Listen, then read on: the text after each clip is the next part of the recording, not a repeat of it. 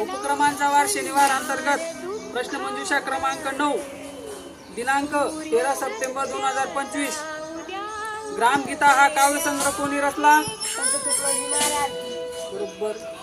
खानदेशाची कवयित्री म्हणून कोणास ओळखले जाते?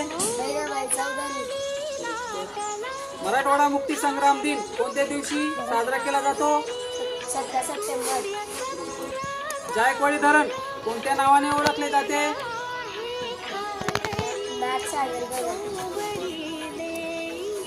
भारताचे पहिले राष्ट्रपती कोण?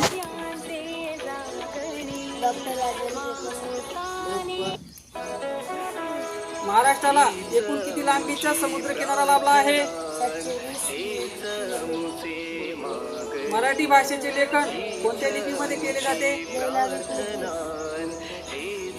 भारताची मध्यवर्ती बँक कोणती?